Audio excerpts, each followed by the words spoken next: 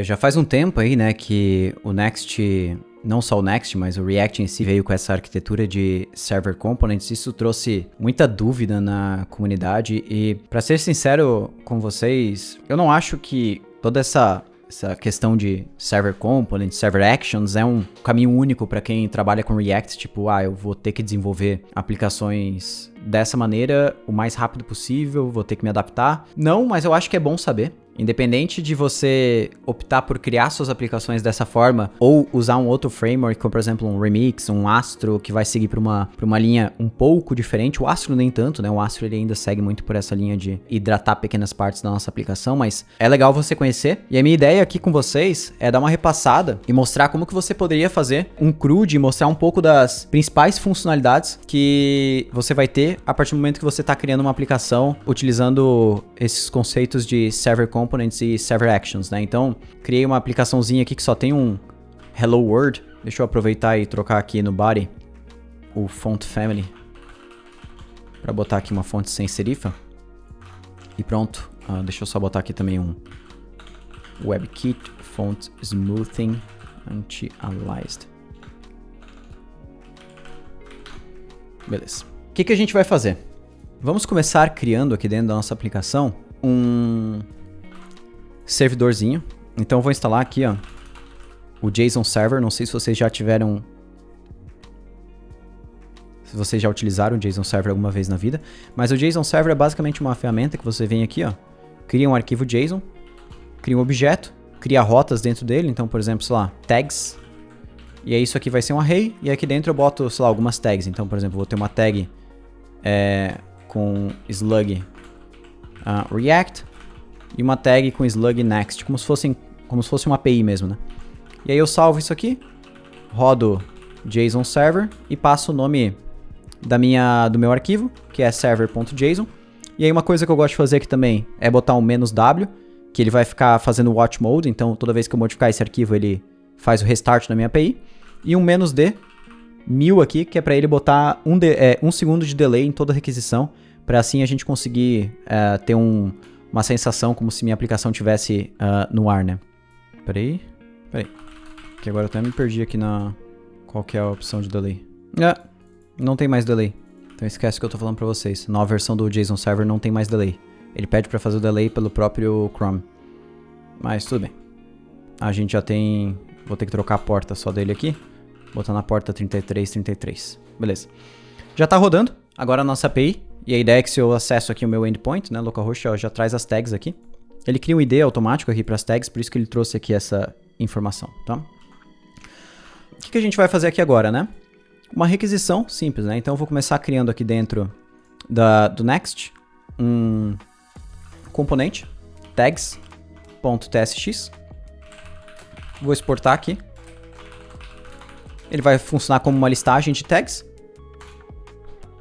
E aí eu vou ter uma UL, basicamente, uma lista. E aí cada tag vai vir aqui dentro de um list item, né? Então, vou botar aqui dentro da minha page. Tags. Salvo. E pronto, já tá ali. Só que isso não tá vindo da API, certo? E aí no Next, primeira coisa, né? Isso que eu acho que é uma das coisas que se tornou...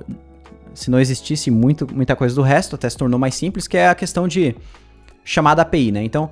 Se eu quero que esse componente carregue dados de uma API, eu venho aqui, só transformo ele em uma função assíncrona e faço as requisições aqui dentro mesmo. Então, const response igual await fetch http localhost 3333/tags, que é a minha API. Transformo os dados em JSON e uso esses dados aqui embaixo. Então, como eu sei que isso aqui vai me retornar um array com duas tags que tem slug, eu posso fazer data.map e aí mostra um list item com o slug da tag, né? Então, se eu salvar isso aqui agora e voltar, a gente vai ver que tem o mesmo resultado ali dentro. Só que agora lá no meu servidor, se eu adicionar uma tag nova, por exemplo, Tailwind, salvo isso aqui agora, dou um F5 e... Não deu certo. Deixa eu arrumar aqui algumas coisinhas. Ou se é por causa do cache. Deixa eu só ver aqui. se eu der um console log nesse data, ele está retornando as mesmas tags, então o meu servidor não está em watch mode, ele não está restartando sozinho. Deixa eu ver se eu consigo passar aqui um -watch. Eu não lembro se é essa opção. Ah, agora sim, ó, watching server JSON. Vamos dar F5. E tá ali, tailwind. E aí eu venho aqui no nosso list item, vou botar uma chave nele, item.id, que também é retornado lá de dentro da minha API, para assim a gente ter um ID diferente. Então, primeira coisa, né? Quando eu uso essa estratégia de server components, os meus componentes eles podem ser assíncronos e eu posso fazer chamadas HTTP diretamente dentro deles.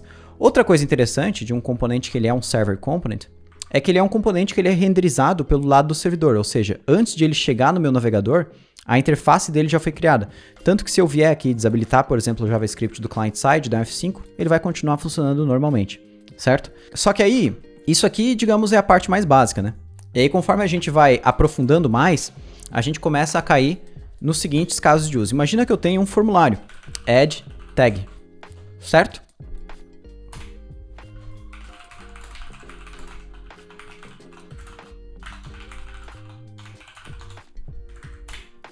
Eu vou ter um input, name, slug, placeholder, slug da tag, botar um button aqui, submit, criar tag, tá? E aí eu volto aqui na minha página e vou adicionar esse componente aqui embaixo, só vou botar uma div aqui embaixo, e pronto. Já tenho agora um formulário aqui para criar uma nova tag. E aí, se a gente for fazer isso aqui da maneira ainda antes das server actions, né, do next, o que eu tenho que fazer aqui nesse caso? Eu vou primeiro converter esse componente aqui em um client component. E aí eu preciso colocar esse use client aqui. Por que eu converti ele num client component? Porque agora, como eu quero ouvir um evento, que é o onSubmit, toda vez que eu tenho um componente que ele vai ouvir algum evento do usuário, eu preciso que esse componente seja um client component. O que é um client component, né? Diferente de um server component. Ele é um componente que a interface dele continua sendo criada no servidor, tanto que se eu vier aqui inspecionar e desabilitar o JavaScript, a gente vai ver que o formulário ele vai continuar aqui, ó. Ele continua sendo criado no servidor. Não é um componente que vai ser criado somente no client, né? Somente no JavaScript client-side. Mas a diferença é que esse componente ele é hidratado. A hidratação é basicamente um processo que o JavaScript que esse componente precisa para funcionar, que é, por exemplo, essa função aqui, né, o Event Listener, ele vai ser enviado do servidor do Next para o cliente e ele vai ser hidratado, ou seja, ele vai ser injetado ali na minha aplicação para que esses eventos funcionem. Então, o useClient, ele tem muito mais a ver com hidratação dos meus componentes do que necessariamente dizer onde que esse componente vai renderizar. E aí, o que a gente faria aqui, né? Eu quero pegar os dados desse input aqui. Então, eu poderia, por exemplo, criar um estado. É uma das formas, existem muitas formas, né? E aí eu venho aqui no meu input, coloco o value dele, slug, e o onChange, e setSlug e.target.value, certo? E aí, quando eu for criar a tag, eu faço uma requisição lá para dentro de localhost 3333/tags, porém usando método post, e no body da minha requisição, eu envio aqui um JSON com o slug da minha nova tag, que vem aqui do meu estado. E aqui dentro, só para evitar que a gente faça uma inserção com slug que não existe, eu venho aqui e dou um return nisso aqui, para ele não ser enviado. Então, o que vai acontecer agora aqui dentro da minha aplicação, né? Só botei o async await, não precisava, mas por acaso a gente faça algum tipo de operação aqui depois. Mas, o que está acontecendo aqui agora na minha aplicação? Olha só, eu venho aqui, vou criar uma nova tag. Então, por exemplo, vou botar aqui remix. Venho aqui no network, quando eu clico em criar tag, ele deu um F5 na minha aplicação, porque eu esqueci de cancelar o evento tradicional, default aqui, que é o reload da página, né? Então, vou dar um F5 aqui agora, remix, Vou dar um criar tag. Deu erro. Vamos ver aqui. Então ele falhou aqui a requisição. HTTP, né? Eu tô acostumado a botar HTTPS e acabei escrevendo HTTPS. Mas vamos voltar lá. Vou dar F5 aqui de novo. Remix. Clique em criar tag. Pronto. Requisição feita. Tag criada. E nossa lista não foi atualizada. Se eu vim aqui dar um Ctrl Shift F5, Remix apareceu ali dentro. Quando a gente cria uma aplicação React sem o Next, sem usar nada disso de Server Component, Server Action ou qualquer coisa, para resolver esse problema, a gente tinha algumas formas de resolver ele, né? A gente pode usar um conceito chamado Lift State Up, que é o seguinte, né? A gente, aqui dentro desse componente de tags é onde que estaria o nosso estado que armazenasse as tags, né? Que vieram da requisição. A gente traria esse estado aqui para dentro da página, né? Aqui a gente teria um estado, por exemplo, tags, e a gente passaria esse estado tanto para esse componente quanto para esse componente. A gente teria acesso a essa informação nos dois componentes e poderia passar a função de atualização do estado aqui para o componente add tag e ele colocaria um item novo ali, ou seja, o React mais puro possível, né? Ou a gente usaria uma ferramenta que é uma das mais famosas do mercado hoje, muito forte no mercado, que é o React Query, né? Ou o nome é a partir da versão 5, se não me engano, Tunstack Query, que é uma forma da gente gerenciar. Até já saiu o vídeo no canal sobre isso, caso vocês queiram ver, que é HTTP State. Se vocês procurarem isso aqui no YouTube da Rocket, vão cair num vídeo aí que eu explico bem detalhadamente sobre o que é isso. Né? Então a gente consegue gerenciar, recarregar informações que vieram de uma requisição HTTP de uma tela ou de um componente através de outro componente. Só que a partir do Next, com essa parte de Server Actions, a gente já tem isso meio embutido dentro do próprio Next, tá? E isso aqui cai numa daquelas coisas onde eu falei no começo do vídeo, cara, não é uma das coisas que você tem que, tipo, sair desesperado, famoso FOMO, né? Fear of Missing Out, tipo assim, desesperado, eu preciso aprender isso e tal. Não, assim, vou ser bem sincero que eu tô desenvolvendo um projeto aqui com o Next 14, né? Que é esse projeto que eu tava mostrando anteriormente aqui, que é o Nivo. Esse projeto aqui, cara, é um projeto que eu uso bastante Server Components, mas eu não uso muito Server Actions, por dois motivos. Primeiro, eu não tenho muito conhecimento ainda com Server Actions, e segundo, ainda é muito limitado para várias coisas, assim. Então, cara, não, eu acho que você como desenvolvedor, você tem que olhar para essas novidades, entender se encaixa no que você está criando, né? E se encaixar, se for trazer algum benefício, show, se não, beleza. Aprende, entende o que é e para um dia que se você pegar um projeto com isso, você saber dar manutenção, né? Mas vamos fazer isso aqui agora usando Server Actions, né? Então o que a gente vai fazer? Eu vou tirar tudo o que for relacionado a client-side, então não vamos mais ter estado aqui dentro. Vou tirar o useClient aqui em cima, vou tirar essa importação do React. Posso até transformar isso aqui no componente assíncrono, na verdade não é obrigatório porque eu não estou carregando nenhuma informação aqui dentro. E eu vou fazer o seguinte, vou trocar aqui de onSubmit para Action. E aí essa função aqui, dentro dela, eu vou passar aqui useServer, para indicar que isso aqui é uma Server Action, ou seja, é uma ação que ela vai ser tratada como sendo algo que vai executar pelo lado do servidor no Next, como se fosse uma rota API da nossa aplicação. E aí a diferença é que aqui eu vou receber o meu formulário, que ele vai seguir a API do Form Data, né, porque ele é disparado através de uma action. Vou tirar o value, vou tirar o unchanged aqui dentro, e agora, aqui dentro, vou fazer um console log no meu form.entries, para a gente visualizar um pouquinho as informações que estão vindo aqui dentro desse formulário.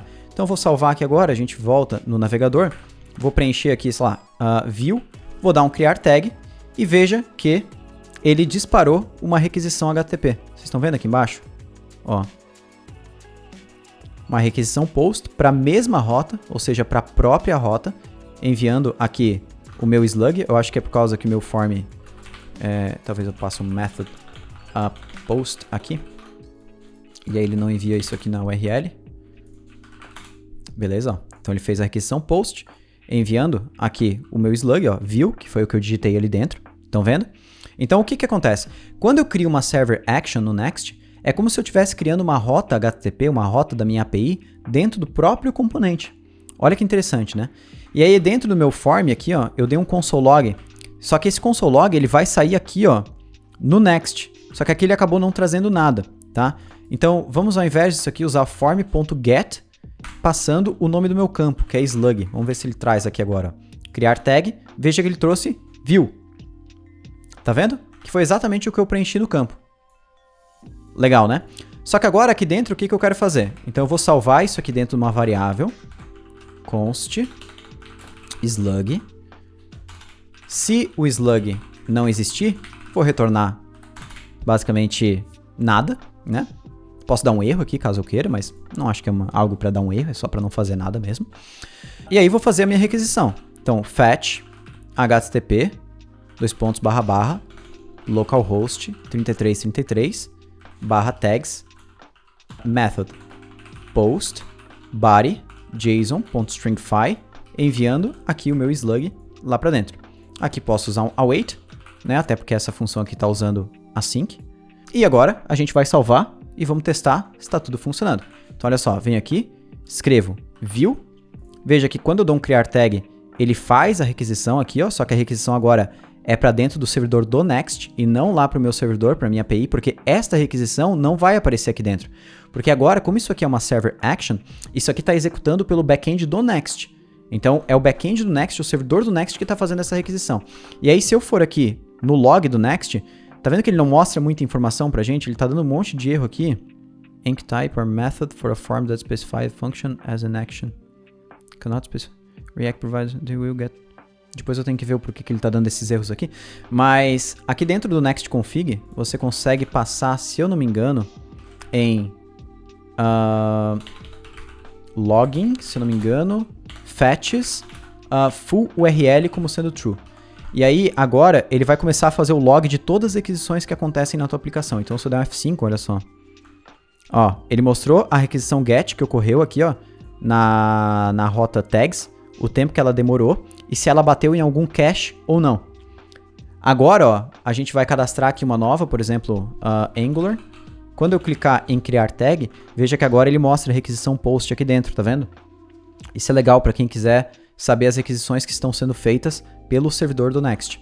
E aí, pode ver que quando eu dou um Ctrl Shift F5, já está carregando aqui Vue e Angular. Só que aí, a gente cai no famoso problema. Cara, eu estou criando uma tag, como que eu faço para essa lista aqui atualizar depois de eu criar a tag, né? E aí que a gente tem essa parte de invalidação, que ela ainda, ainda tem muito a melhorar, mas que já está bem legal. Então, olha só o que a gente vai fazer.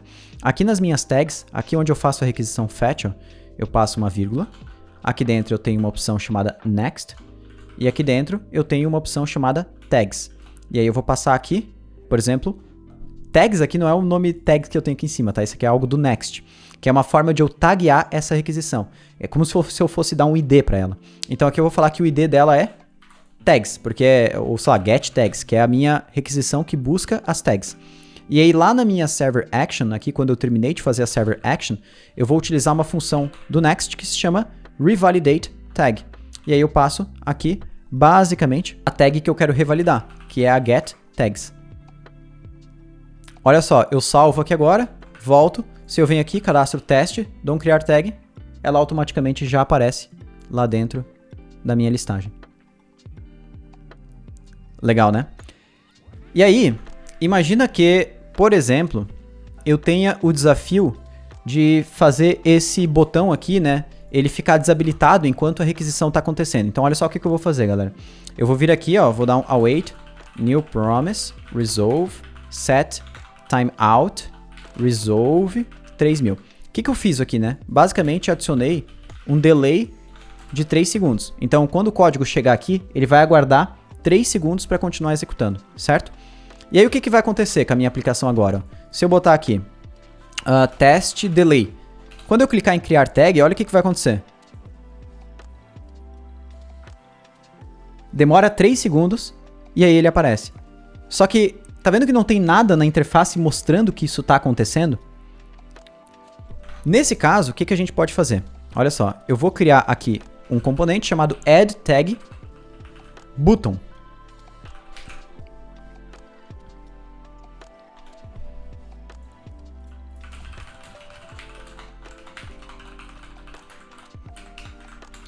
Eu vou trazer este botão aqui para dentro e vou botar aqui o componente.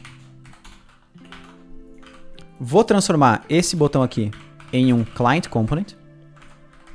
E aqui dentro eu vou usar um hook do React chamado useFormStatus. Esse useFormStatus aqui me retorna uma informação chamada pending, que é um booleano se aquilo ali está carregando ou não. Então, eu venho aqui dentro do meu botão e faço o seguinte. Se o meu formulário está pending, eu vou mostrar carregando. Se não, eu boto salvar tag. E aqui no botão, eu deixo ele desabilitado caso ele estiver como pending. Salvo isso aqui agora, volto, venho aqui, clico, olha lá, carregando e mostra. O que o Next está criando, não só o Next, né, o React junto com o Next, com vários outros frameworks, é basicamente uma forma de você ter essas funcionalidades de revalidação, como a gente tem no React Query client-side, porém utilizando server-side. Porque tudo isso aqui que a gente criou é legal, é interessante dizer que precisa de pouquíssimo JavaScript para funcionar, né? A gente pode vir aqui, por exemplo, desabilitar o JavaScript, dar um F5 e a gente vai ver que vai continuar funcionando. Então vem aqui, ó, 1, 2, 3. É claro que o loading aqui no botão não vai aparecer igual. Por quê? Porque isso aqui é algo que só funciona client-side. Como eu desabilitei o JavaScript, não vai funcionar. Mas olha só, o cadastro, ó, a revalidação, tudo funcionou. Tá vendo? Isso é muito massa, cara. Isso é muito legal mesmo, assim. Eu vejo que tem muita gente, às vezes, na internet que fala, pô, Diego, mas, cara, o Next, ele tá indo por um lado que não faz sentido. Todos os outros frameworks estão indo por outro lado. E não, me desculpa, mas ou você não tá usando os outros frameworks, ou você tá um pouco desatualizado, porque eu acho que o Remix, ele tá indo para outro lado, mas se você for pegar frameworks como por exemplo, Astro, o próprio Solid, o próprio Fresh, lá dentro do Dino, tem vários outros frameworks, não, mas pegar o Astro, por exemplo, que é bem famoso, cara, ele tá indo pela mesma linha de server components, tá? De tipo, a gente indicar quais componentes da minha aplicação eu quero que sejam hidratados com o JavaScript. E os outros componentes não são hidratados. A questão do Server Actions, que foi algo que o Next trouxe, isso é algo do framework. Isso é algo do framework, que é a parte de eu ter ações que vão acontecer pelo lado do servidor, porque o Next ele tem um servidor ali junto com ele. Agora, a parte de Server Components, cara, isso é algo que, na verdade, já faz uns 2, 3 anos assim que os frameworks estão indo por esse lado, da gente ter como controlar quais componentes serão renderizados pelo lado do servidor a nível de componente, coisa que antigamente a gente só podia fazer a nível de página dentro da nossa aplicação. E cara, isso aqui traz pra gente um leque de novas APIs que a gente pode aprender. Uma das APIs aqui pra mim que é mais incrível é a Suspense API, certo? Que é o seguinte, aqui dentro desse nosso componente de tags, hoje essa requisição ela acontece muito rápido, concorda comigo? Mas imagina se essa requisição aqui demorasse para acontecer. Então o que eu vou fazer? Novamente aqui na listagem de tags, eu vou adicionar um delay de 3 segundos só para a gente ver isso aqui demorando para renderizar. Então aqui em cima eu vou colocar um delay. Se eu salvar isso aqui agora, voltar lá no meu navegador e dar um F5, veja que a minha página por completo vai demorar 3 segundos para carregar. Ó, posso até copiar o código, abrir de novo, ó. Vou acessar 1, 2, 3... E aí mostra. Só que concorda comigo que apenas a listagem é que está demorando, o formulário ele já poderia aparecer na tela. Então, o que a gente pode fazer? A gente vem aqui por volta da tags, adiciona suspense, que vem de dentro do React, não é algo do Next. Adiciona um fallback, que é o seguinte, o que eu quero mostrar em tela enquanto essa informação está carregando. E eu posso postar, por exemplo, carregando tags. Salvo, vem aqui, ó lá, carregando tags, quando ele termina de carregar, ele já mostra a nova informação.